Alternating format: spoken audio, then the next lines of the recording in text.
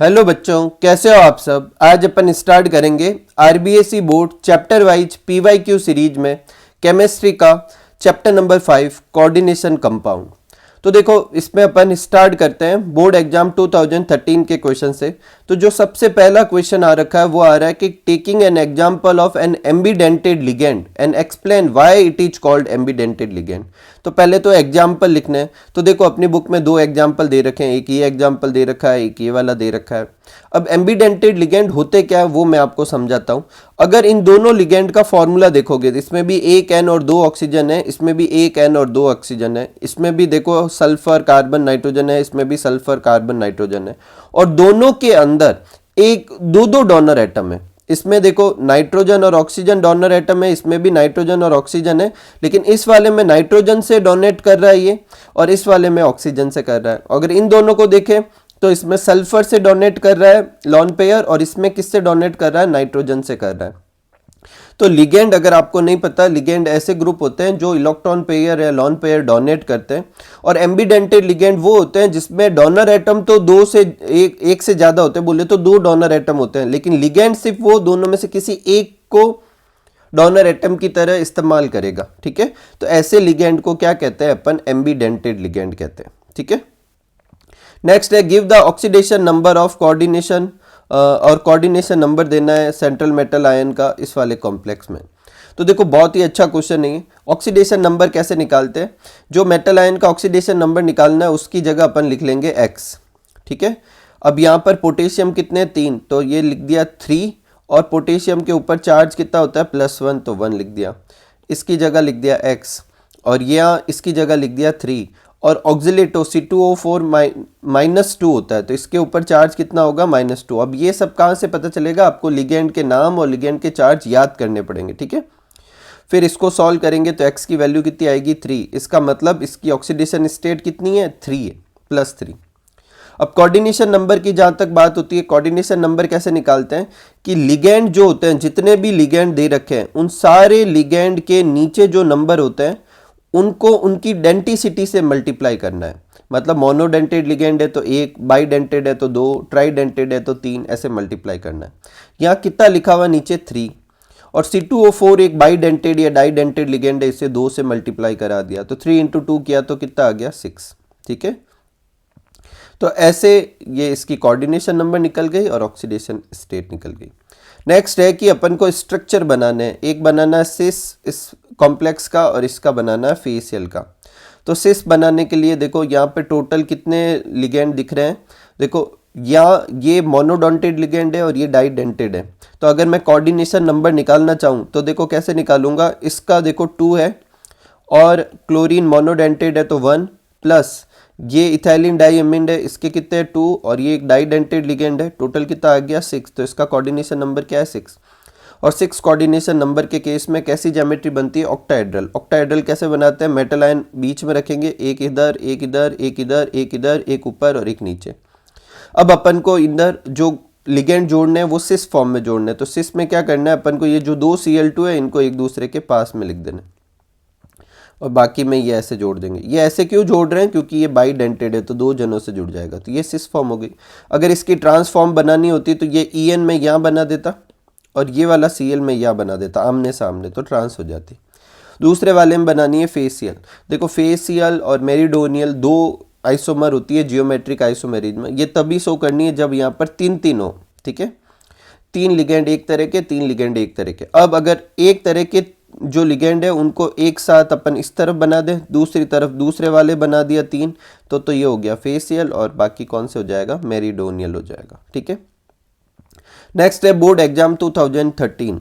उसमें देखो अगेन ये क्वेश्चन आया, और इसमें कह रहा है ऑक्सीडेशन नंबर और कोऑर्डिनेशन नंबर निकालो। तो ऑक्सीडेशन नंबर निकालने का वही तरीका, इसका ऑक्सीडेशन नंबर निकालना है, इसकी जगह x लिख दिया। En कितने हैं, 3। En का स्टेट क्या होती है, चार्ज कितना होता है, उस पर नहीं होता तो 0, और इक्वल में क्या लिखेंगे, जो ऊपर चार्ज है वो इक्वल में लिख देंगे। सॉल्व करेंगे, 3 आ गया, तो ऑक्सीडेशन स्टेट क्या आई, +3 आ गई। ठीक है, नेक्स्ट है कोऑर्डिनेशन नंबर निकालेंगे। कोऑर्डिनेशन नंबर कैसे निकालेंगे, सेम वही तरीका। यहाँ पे लिगेंड कितने हैं, 3, ये लिख दिया 3, और ये इथाइलिन डाइमीन कैसा लिगेंड है, डाईडेंटेड लिगेंड है, तो 2 से मल्टीप्लाई करा दिया, तो कितना हो गया, 3 × 2 = 6, तो 6 कोऑर्डिनेशन नंबर हो गया। नेक्स्ट है for electroplating of silver and gold which of their complex ion are use. देखो इस वाले चैप्टर में भी सबसे लास्ट में कोऑर्डिनेशन कॉम्प्लेक्स के बहुत सारे यूजेस दे रखे हैं। मेरा सजेशन है आप वो सारे यूजेज अच्छे से याद कर लें। कुछ यूजेज पे क्वेश्चन आपको इस PYQ सीरीज के आज के वीडियो में मिल जाएंगे, लेकिन और भी क्वेश्चन है वो और भी पूछे जा सकते हैं। तो ये दो कॉम्प्लेक्स, ये सिल्वर का कॉम्प्लेक्स है और ये गोल्ड का, इसका इस्तेमाल किया जाता है इलेक्ट्रोप्लेटिंग के लिए। नेक्स्ट है अपन को IUPAC नाम लिखने हैं। तो IUPAC कैसे लिखते हैं, जिनको नहीं पता मैं बता देता हूँ। देखो ये होता है कोऑर्डिनेशन स्फीयर, ठीक है, और इस कोऑर्डिनेशन स्फीयर के आगे अगर इधर कोई आयन दे रखा है तो वो पॉजिटिव होगा, और फिर कोऑर्डिनेशन स्फीयर कैसा होगा, नेगेटिव। एक चीज़ क्लियर हुई।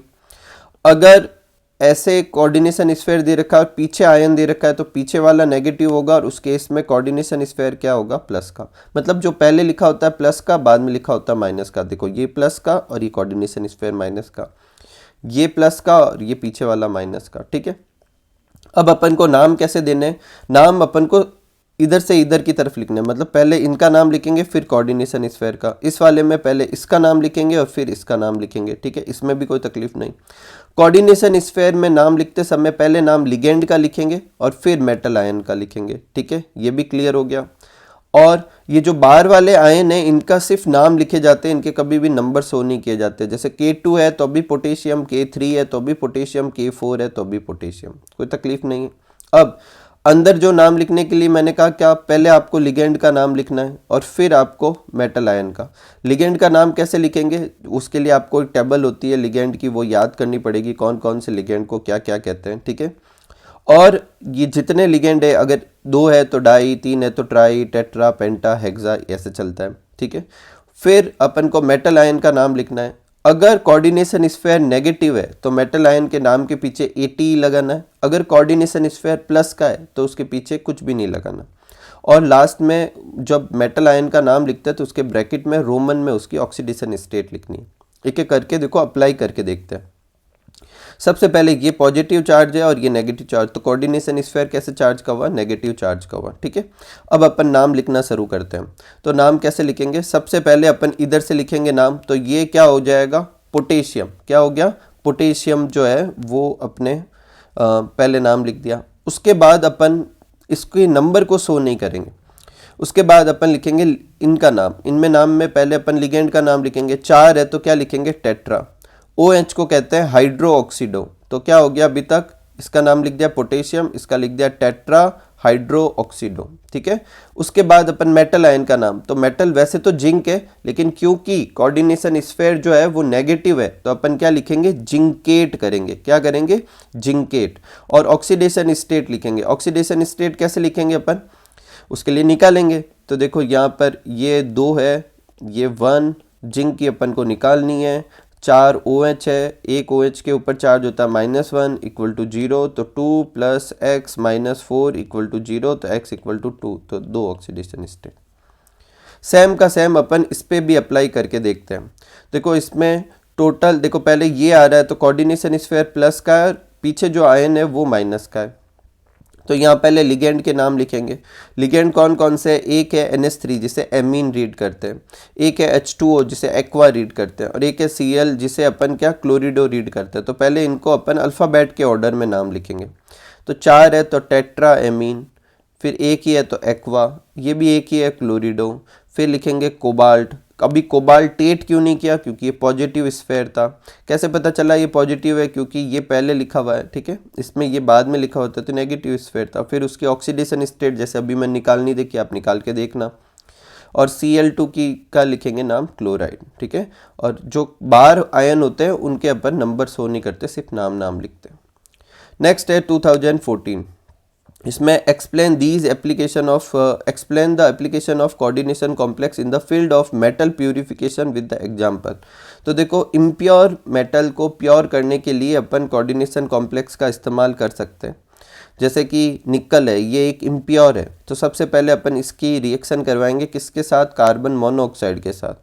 तो ये एक निकल का कॉम्प्लेक्स बन जाएगा। लेकिन जब ये कॉम्प्लेक्स बनेगा तो निकल की इम्प्योरिटी इसके साथ रिएक्ट नहीं कर पाएगी। फिर इस कॉम्प्लेक्स को वापस हीट करेंगे तो निकल और ये CO वापस बन जाएगा। इस निकल और इस निकल में क्या फ़र्क होगा, ये प्योर होगा, ये इम्प्योर होगा। नेक्स्ट है अपन को इसका नाम लिखना है। तो इसका नाम कैसे लिखेंगे, देखो इसका क्या नाम होगा, डाई एमाइन, और ये क्या हो गया, सिल्वर। इसका क्या नाम होगा, डाई साइनिडो, और एजी का क्या होता है, अर्जिटिनेट। अब देखो यहाँ पर पीछे एटी क्यों लगाया और इसमें क्यों नहीं लगाया, इसमें सिल्वर क्यों लिखा, इसमें क्यों लिखा, तो जब पीछे वाला जो होगा उसमें नेगेटिव होता है, तो नेगेटिव आयन के लिए अपन क्या लगाते हैं, मेटल के पीछे एटी लगाते हैं, और एटी लगाते समय आपको उसका अगर लैटिन नाम है तो वही इस्तेमाल करना है। तो डाई एमाइन सिल्वर और डाई साइनिडो अर्जेंटिनेट, और इनके ब्रैकेट में ऑक्सीडेशन स्टेट लिख देंगे। यहाँ ऑक्सीडेशन स्टेट निकालेंगे सिल्वर की, और वो यहाँ पर अपन क्या कर देंगे, पुट कर देंगे। नेक्स्ट है अपने explain the difference between double salt and a complex giving an example of each case. Double salt और कॉम्प्लेक्स का अपन को क्या करना है, उनमें डिफरेंस लिखना है और उसके एक एक एग्जाम्पल लिखना है। तो देखो डबल सॉल्ट, जैसे कि ये एक एग्जाम्पल है कार्नेलाइट का लिखा है, तो डबल सॉल्ट में जितने भी आपको मेटल और नेगेटिव और पॉजिटिव आयन दिखते हैं, सब का वो जो होता है वो पानी में डालने पर सारे आयन आयनाइज हो जाते हैं। जैसे इसको पानी में डालेंगे तो K plus Cl minus Mg+2 Cl minus सब डिसोसिएट हो जाएंगे।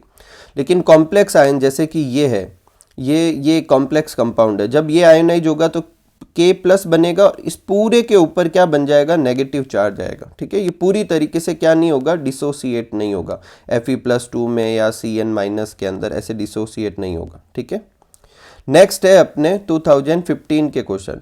2015 के क्वेश्चन लेते हैं। सबसे पहले right the formula of coordination compound mercury tetra thiocyanato cobaltate third. तो देखो इसमें सबसे पहले अपन मरकरी लिखेंगे, तो ये लिख दिया Hg। अब Hg के नीचे 1 लगाना है, 2 लगाना है, वो अपन बाद में देखेंगे। उसके बाद टेट्रा, तो टेट्रा लिखेंगे तो टेट्रा 4 होंगे, कौन है, थायोसाइनेटो, तो HCN 4 कर दिए, और कोबाल्ट CO कर दिए। अब अपन को यहाँ पर +3 ऑक्सीडेशन स्टेट निकालनी है। +3 ऑक्सीडेशन स्टेट निकालने के लिए जितने नंबर चाहिए उतने नंबर लेंगे। कैसे, देखो ध्यान से, HCN, ये HCN है, इस पे माइनस का चार्ज होता है, तो ये हो गया -4।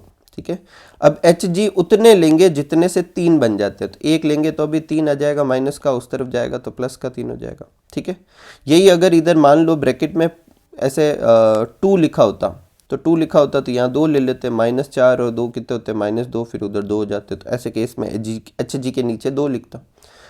नेक्स्ट क्वेश्चन लेते हैं, जो कि क्वेश्चन नंबर 10 है अपना।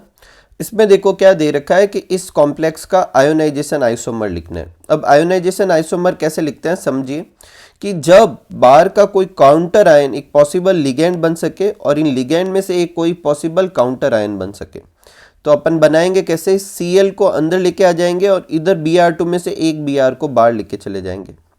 अब क्वेश्चन उठता है कि इसे आयोनाइजेशन आइसोमर ही क्यों कहते हैं, तो क्यों कहते हैं, अगर मैं इसको पानी में डिसॉल्व करूंगा तो ये बाहर वाला आयन कौन सा, Cl, तो ये Cl माइनस देगा। लेकिन अगर मैं इसको डिसॉल्व करूंगा तो बाहर तो Br है, तो ये क्या देगा, Br माइनस। तो अलग अलग आयन दे रहे हैं, इसलिए आयोनाइजेशन आइसोमरेज। नेक्स्ट है अपने explain on the basis of VBT NiCl4-2 is a high spin complex.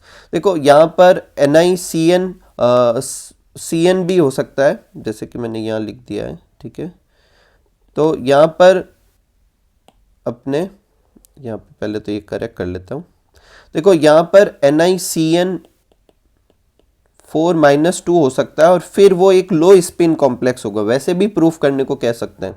तो अच्छे से समझोगे तो आप समझ पाओगे कि कौन सा लो स्पिन होता है, कौन सा हाई स्पिन, कैसे समझाना है।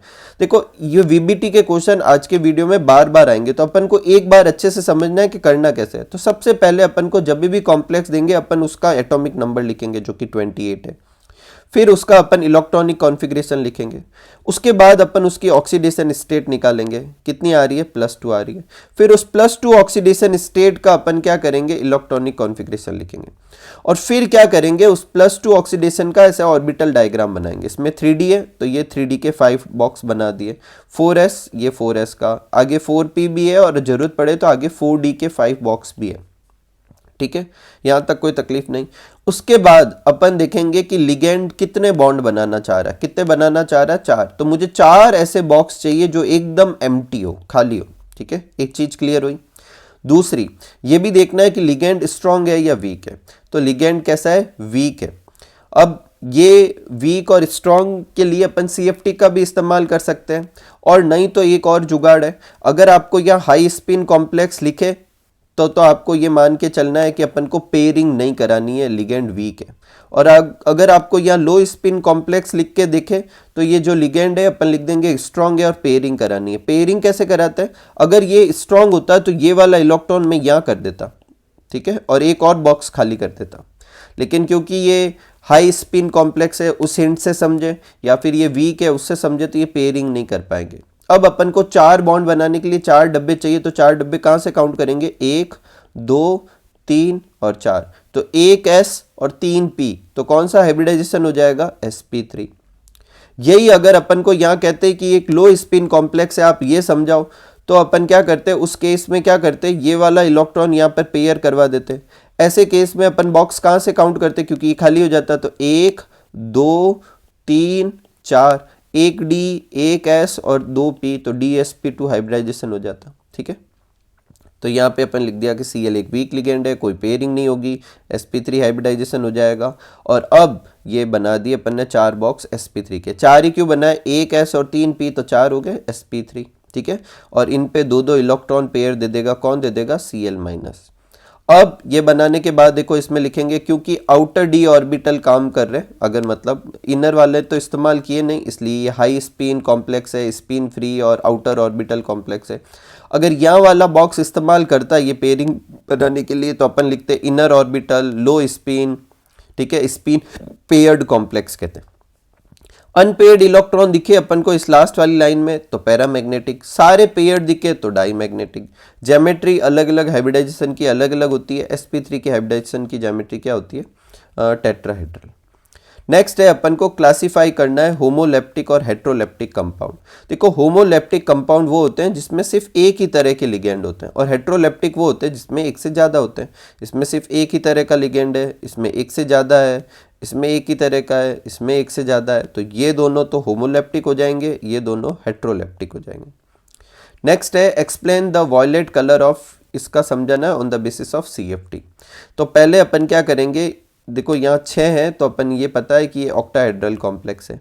ऑक्सीडेशन स्टेट निकालेंगे, Ti+3 आ गई, फिर उस Ti+3 का इलेक्ट्रॉनिक कॉन्फ़िगरेशन लिखेंगे, तो टाइटेनियम स्कैंडियम टाइटेनियम, ठीक है, स्कैंडियम टाइटेनियम, और टाइटेनियम का कॉन्फ़िगरेशन क्या होता है, आर्गन 18 3d2 और 4s2, ठीक है। अब +3 का करना है तो पहले 2 इलेक्ट्रॉन इधर से निकाल देंगे, एक इधर से निकाल देंगे, तो 3d1।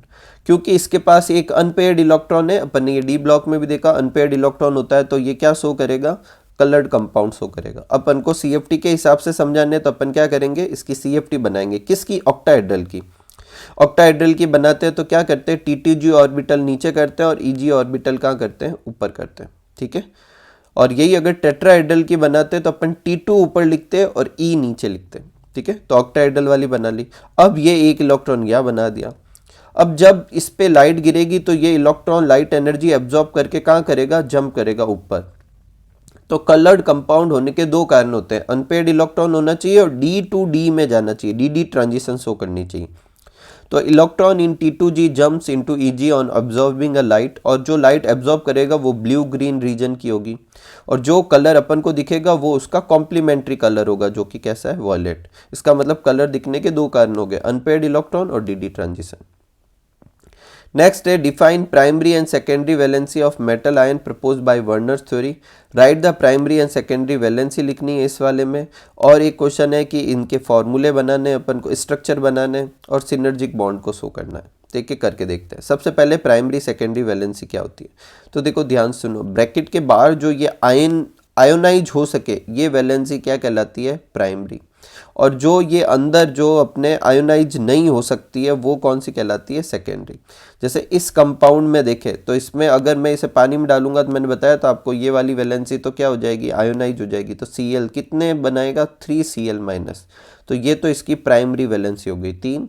और ये अंदर जो है ये आयोनाइज नहीं होंगे, तो ये कौन सी हो जाएगी, सेकेंडरी वैलेंसी। तो देखो primary valency are normally ionizable and are satisfy by negative ion. The secondary valencies are non ionizable, secondary non ionizable होती है और वो न्यूट्रल या नेगेटिव किसी से भी सेटिस्फाई होती है, ठीक है। सेकेंडरी वैलेंसी जो होती है कोऑर्डिनेशन नंबर के बराबर आती है और प्राइमरी जो वो बार है वो, अब जैसे इस कंपाउंड में लिखनी है तो प्राइमरी कितनी हो जाएगी 3, ये आयोनाइजेबल है, ये सेकेंडरी हो जाएगी 6। NiCO4 और CrCO पीछे अपने चैप्टर में मेटल कार्बोनिल कंपाउंड के बहुत सारे स्ट्रक्चर दे रखे हैं, ये उसमें से 2 पूछे और भी पूछे जा सकते हैं, ठीक है। नेक्स्ट है सिनर्जिक बॉन्ड, ये भी बहुत अच्छा बॉन्ड है। देखो सिनर्जिक बॉन्ड क्या होता है, जैसे ये लिगेंड है और ये मेटल आयन है। लिगेंड क्या करता है, मेटल आयन के एम्प्टी ऑर्बिटल में लॉन पेयर देता है और बॉन्ड बनाता है। यहाँ पर एक और बॉन्ड बन रहा है, ये जो मेटल के जो ये यहाँ से यहाँ पर इलेक्ट्रॉन पेयर डोनेट किए जा रहे हैं लिगेंड की तरफ, और ये एक और बॉन्ड बन रहा है, इसे कहते हैं सिनर्जिक बॉन्ड, ठीक है। तो ये अपने सिनर्जिक बॉन्ड का डायग्राम है, ध्यान से सुनो। जनरली क्या होता है, लिगेंड के लॉन पेयर मेटल के एम्प्टी में जाते हैं। यहाँ पर क्या हो रहा है, इसके साथ साथ मेटल के भी लॉन पेयर लिगेंड के एम्प्टी डी ऑर्बिटल में जा रहे हैं, इसे सिनर्जिक बॉन्ड कहते हैं।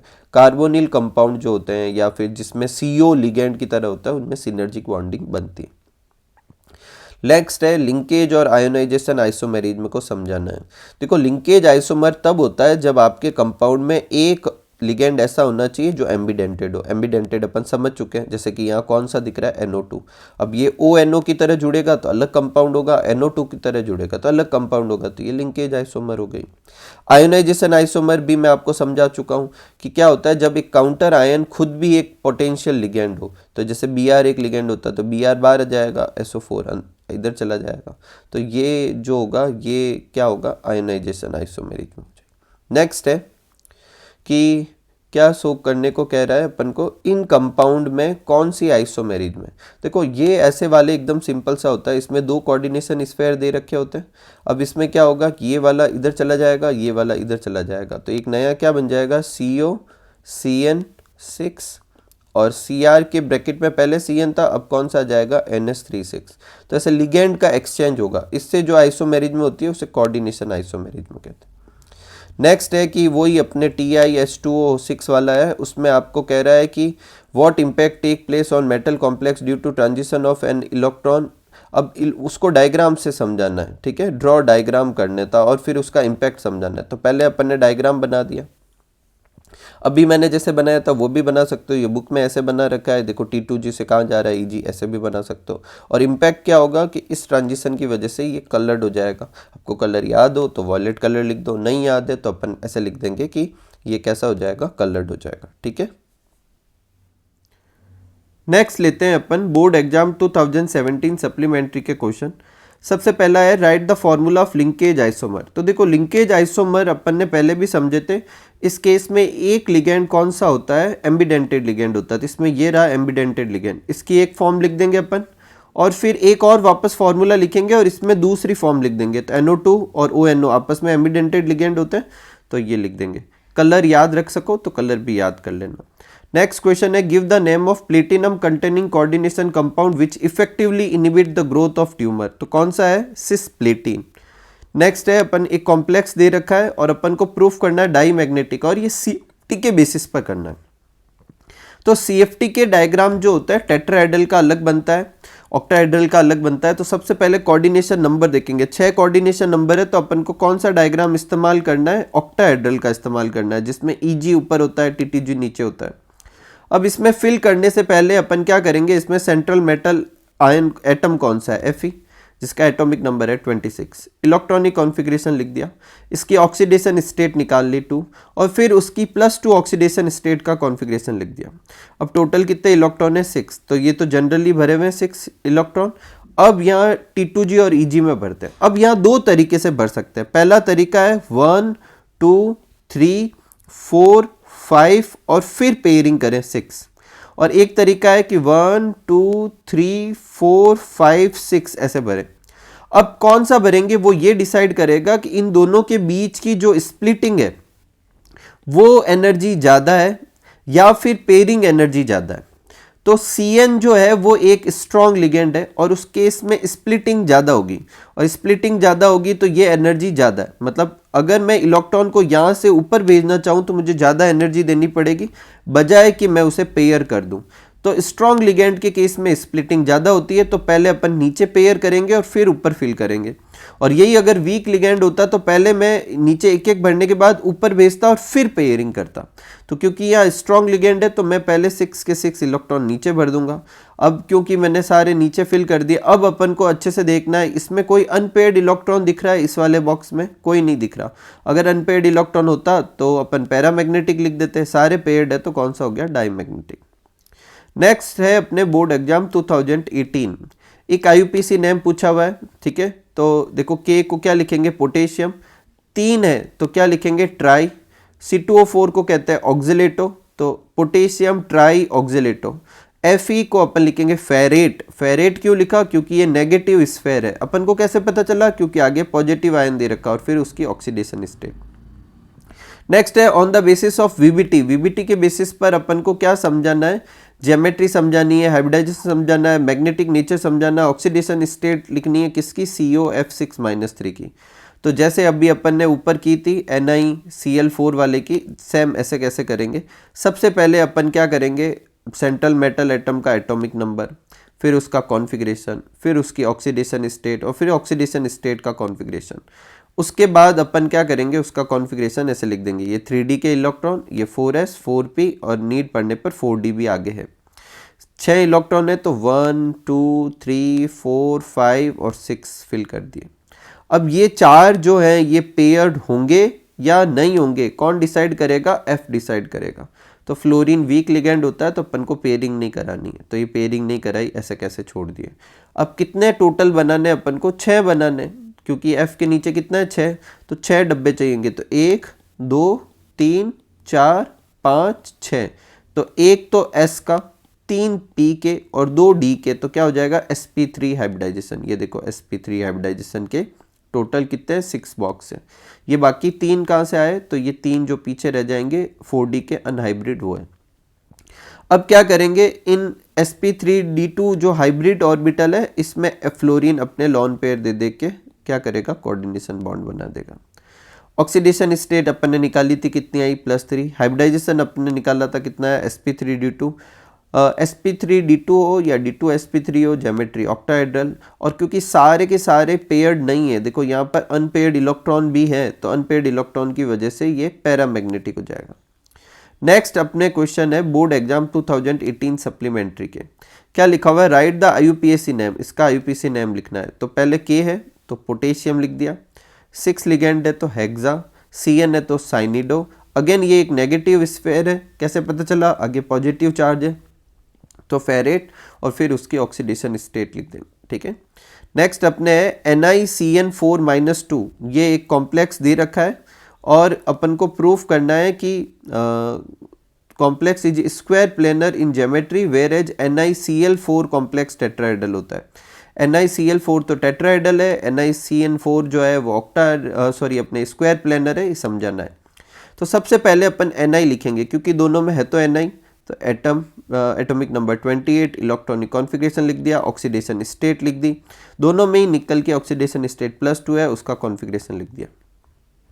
अब कॉन्फ़िगरेशन लिखने के बाद अपन क्या करेंगे, ये देखो ये अपन ने फिल भी कर दिया। अब ये 2 इलेक्ट्रॉन जो है इनकी पेयरिंग करेंगे या नहीं करेंगे, ये कौन डिसाइड करेगा, लिगेंड। तो देखो NiCl4 में Cl जो है एक वीक लिगेंड है, और वीक लिगेंड है तो कोई पेयरिंग नहीं होगी, तो ये ऐसे कैसे रहेंगे। अब मुझे 4 बॉक्स चाहिए, क्योंकि 4 Cl डोनेट करेगा, तो एक यहाँ से लूँगा, 2 3 4, तो एक S और 3 P के लिए तो sp3, और फिर उन sp3 में चार Cl ने एक एक लॉन पेयर दे दिया। तो कौन सा हाइब्रिडाइजेशन हो जाएगा, sp3 हाइब्रिडाइजेशन, और ज्योमेट्री कैसी हो जाएगी, टेट्राहेड्रल। लेकिन यही अगर मैं NiCN4-2 में देखूँ तो उसमें भी स्टार्ट तो सेम है, लेकिन क्योंकि Cn एक स्ट्रॉन्ग लिगेंड है तो ये 2 इलेक्ट्रॉन की क्या करेगा, पेयरिंग करवा देगा। पेयरिंग कराते ही यहाँ से एक बॉक्स खाली हो जाएगा, तो एक बॉक्स यहाँ का, एक यहाँ का, एक यहाँ का और एक यहाँ का, तो एक D, एक S और 2 P, DsP2 हाइब्रिडाइजेशन हो जाएगा। और DsP2 हाइब्रिडाइजेशन होगा तो उसकी ज्योमेट्री कैसी होती है, स्क्वायर प्लेनर, तो वो स्क्वायर प्लेनर हो जाएगा। नेक्स्ट अच्छा क्वेश्चन है, why tetrahedral complex are always high spin complex, explain.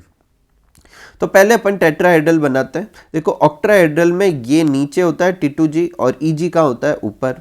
जबकि टेट्राहेड्रल में 3 ऊपर होते हैं और 2 नीचे, और इन्हें T2G और EG ना कह के T2 और EE कहते हैं, ठीक है। अब ये कह रहा है कि ये हमेशा हाई स्पिन कॉम्प्लेक्स होंगे। अब हाई स्पिन लो स्पिन क्या होता है उसको समझो। देखो यहाँ पर एक एक इलेक्ट्रॉन फिल करने के बाद क्या ऊपर भरेंगे तो हाई स्पिन, या पहले अपन नीचे भर के फिर ऊपर जाएंगे तो वो लो स्पिन। अब ये कह रहा है टेट्राहेड्रल जो होता है हमेशा ही क्या होता है हाई स्पिन। इसका कारण है टेट्राहेड्रल के केस में ये जो बीच की स्प्लिटिंग होती है वो हमेशा ही कम होती है। अगर मैं इसे ऑक्टाहेड्रल की वैल्यू से कंपेयर करूं तो ऑक्टाहेड्रल की वैल्यू का 4/9 होगा, जो हमेशा पेयरिंग एनर्जी से कम होगा। तो क्या करेंगे, वो काम करेंगे जिसमें एनर्जी कम चाहिए। इसलिए अपन हमेशा एक एक इलेक्ट्रॉन बढ़ने के बाद पेयर कराने की बजाय हमेशा ऊपर फिल करेंगे और फिर पेयर करेंगे। यही वजह है कि हमेशा हाई स्पिन कॉम्प्लेक्स होगा, जबकि ऑक्टाहेड्रल के केस में अपन लिगेंड देख के डिसाइड करेंगे। नेक्स्ट है give an example of bidentate ligand. Bidentate ligand के एग्जांपल लिखने हैं, ऑक्सिलेटो लिख सकते हो, इथाइलिन डाइएमीन जो कि मैंने लिखा है ये लिख सकते हो, ठीक है। नेक्स्ट है give the oxidation state and coordination number. Oxidation state निकालते हैं। देखो इसमें ये CO इसकी जगह लिख दिया X, ये 3 था, EN का क्या होता है 0 +3 सामने लिख देंगे, क्या आ गई ऑक्सीडेशन स्टेट +3 आ गई, ठीक है। इस वाले की ऑक्सीडेशन स्टेट देखते हैं। इसमें ऑक्सीडेशन स्टेट देखो K है, ये 4 है, K का +1, इसका X, 6 लिगेंड थे, CN का माइनस, सॉल्व करेंगे तो +2 आ जाएगा। एक साथ में अपन को कोऑर्डिनेशन नंबर भी लिखना है। तो देखो इसमें कोऑर्डिनेशन नंबर क्या होंगे, EN है, EN कितने हैं 3, और सारे के सारे EN बाइडेंटेड होते हैं, तो 3 × 2 कितने हो जाएंगे 6 कोऑर्डिनेशन नंबर आ जाएगा। और इस वाले में देखो कितने हैं, CN है, CN कितने हैं 6, और सारे के सारे मोनोडेंटेड होते हैं, तो 6 × 1, तो इसकी भी क्या कोऑर्डिनेशन नंबर क्या आएगा 6 आ जाएगा। नेक्स्ट है बोर्ड एग्जाम 2020। उसमें एक क्वेश्चन दे रखा है, इसमें ऑक्सीडेशन स्टेट निकालनी है, निकल की निकालनी है, निकल X, और 4 है, ये 4, CO की ऑक्सीडेशन स्टेट 0 होती है तो X की भी 0 आ जाएगी। नेक्स्ट है एम्बिडेंटेड लिगेंड, ये मैं पहले करवा चुका हूँ, वापस लिख दिया मैंने इधर। नेक्स्ट है K3FeC2O4 होल 3, ये अभी अपन लिखा था, पोटेशियम ट्राई ऑक्सिलेटो फेरेट 3rd। फिर नेक्स्ट है explain the geometry and magnetic nature of NiCl4, ये अभी अपन ने NiCl4 वाला समझा ही था। अब हाइब्रिडाइजेशन क्या आ रहा है sp3, तो ज्योमेट्री हो गई टेट्राहेड्रल। और मैग्नेटिक नेचर की बात करेंगे तो देखो इसमें 2 अनपेयर्ड इलेक्ट्रॉन है, इसलिए ये पैरामैग्नेटिक हो जाएगा। नेक्स्ट है बोर्ड एग्जाम 2020 सप्लीमेंट्री। इसमें एक क्वेश्चन आया था कि डेफिनेशन लिखनी है स्पेक्ट्रोकेमिकल सीरीज। तो CFT जो होती है उसमें अभी अपन ने समझा था कि जो स्प्लिटिंग होती है वो लिगेंड पे डिपेंड करती है। तो जिस लिगेंड की वजह से सबसे ज़्यादा स्प्लिटिंग होगी वो स्ट्रॉन्ग लिगेंड होगा, और फिर जिसमें कम होती जाएगी फिर वो अरेंज होते जाएंगे। तो एक सीरीज बन जाएगी जिसमें जो सबसे पहले लिखा हुआ है वो सबसे कम स्प्लिटिंग शो करता है, जो सबसे लास्ट में लिखा हुआ है वो सबसे ज़्यादा स्प्लिटिंग शो करता है, और ये सीरीज क्या कहलाएगी स्पेक्ट्रोकेमिकल सीरीज। तो spectrochemical series is a series of ligand in which ligand are in the order of increasing field strength, higher the field strength higher the splitting. तो सबसे ज़्यादा किसकी है इसमें CO की, सबसे कम किसकी है I- की। ये सारे वीक है और ये सारे कैसे हैं स्ट्रॉन्ग है। नेक्स्ट है right the IUPAC name. IUPAC name लिखना है। तो देखो स्क्वायर पहले है अपने, तो कोऑर्डिनेशन स्क्वायर पॉजिटिव है और बाद में नेगेटिव काउंटर आयन है। अब इसमें पहले अपन लिगेंड के नाम लिखेंगे। लिगेंड 2 है, H2O और CN। H2O को एक्वा रीड करते हैं, CN को साइनिडो। तो पहले एक्वा अल्फ़ाबेट में पहले आता है, 5 है तो पेंटा एक्वा, CN एक ही है तो साइनिडो। फिर क्रोमियम, क्रोमेट क्यों नहीं लिखा, क्योंकि कोऑर्डिनेशन स्फीयर इस केस में कैसा है पॉजिटिव है, उसकी ऑक्सीडेशन स्टेट निकाल के ब्रैकेट में लिख देंगे, और क्लोराइड। नेक्स्ट है right the geometry magnetic nature of COF6। ये भी अभी अपन ने COF6 ऊपर पढ़ ही लिया था, एक बार फिर भी मैंने वापस लिख दिया है, ठीक है। हाइब्रिडाइजेशन sp3d2 आएगा, ठीक है। क्या आएगा sp3d2, ये d3 मिसप्रिंट है, d2 आएगा, और sp3d2 है तो ऑक्टाहेड्रल, और क्योंकि अनपेयर्ड इलेक्ट्रॉन दिख रहे हैं इसलिए पैरामैग्नेटिक। नेक्स्ट है बोर्ड एग्जाम 2021। ऑक्सीडेशन स्टेट निकालनी है Fe की, इसके अंदर निकाल लेंगे तो कितनी आएगी +3। फिर एक और क्वेश्चन है जिसमें अपन को CONH3 होल 6 Cl3 का नाम लिखना है IUPAC। तो 6 लिगेंड है तो हेक्सा, NH3 है तो एमीन, कोबाल्ट, और 3rd उसकी ऑक्सीडेशन स्टेट पीछे Cl था तो क्लोराइड। कोबाल्टेट क्यों नहीं किया, क्योंकि कोऑर्डिनेशन स्फीयर प्लस का है। कैसे पता चला, क्योंकि काउंटर आयन माइनस का दे रखा है। अगर आगे दे रखा होता है तो ये नेगेटिव होता है, पीछे दे रखा होता है तो कोऑर्डिनेशन स्फीयर प्लस का होता है। कोऑर्डिनेशन स्फीयर की डेफिनेशन लिखनी है, द सेंट्रल एटम और लिगेंड जो आपस में अटैच होकर जो अपन स्क्वायर ब्रैकेट में लिखते हैं उसे क्या कहते हैं, कोऑर्डिनेशन स्फीयर। NiCN4-2 की ज्योमेट्री बनानी है, बना दी स्क्वायर प्लेनर। अभी अपन ने ऊपर इसका VBT से पूरा समझा भी था। इसका नाम लिखना है के, पहले लिखा हुआ है देखो, अब इसमें पहले लिखा हुआ है तो कोऑर्डिनेशन स्फीयर कैसा हो जाएगा, नेगेटिव। के का क्या नाम लिखेंगे, पोटेशियम। 6 है तो हेक्सा, CN है तो साइनिडो, Fe को फेरेट। फेरेट क्यों लिखा, क्योंकि कोऑर्डिनेशन स्फीयर नेगेटिव है और ब्रैकेट में उसका ऑक्सीडेशन स्टेट। होमोलेप्टिक हेट्रोलेप्टिक अपन ने पहले भी किया है क्वेश्चन आज की वीडियो में। होमोलेप्टिक वो होते हैं जिसमें एक ही तरह का लिगेंड है, जैसे कि ये। हेट्रोलेप्टिक वो होता है जिसमें एक से ज़्यादा लिगेंड होता है, जैसे कि ये।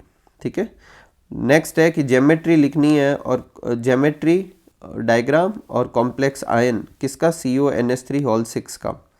तो देखो ज्योमेट्रिकल डायग्राम CONH3 है तो पहले ये देखो कैसा है, 6 कोऑर्डिनेशन नंबर है तो कैसा होगा, ऑक्टाहेड्रल। मैं लिखना भूल गया यहाँ पे, आप लिख देना।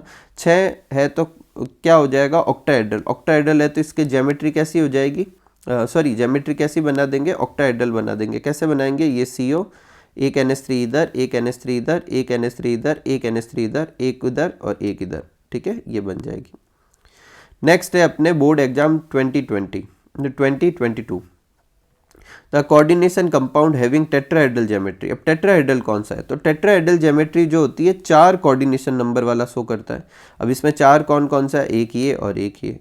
ठीक है, अब ये जो है ये अपन DsP2 हाइब्रिडाइजेशन है, अभी अपन ने ऊपर समझा था। DsP2 की ज्योमेट्री स्क्वायर प्लेनर होती है, तो ये बचा पीछे, तो ये क्लिक कर देंगे। ठीक है, नेक्स्ट है इसका नाम लिखना है, ये 3rd टाइम आया है आज ही के वीडियो में और इसका नाम अपन पहले भी लिख चुके हैं।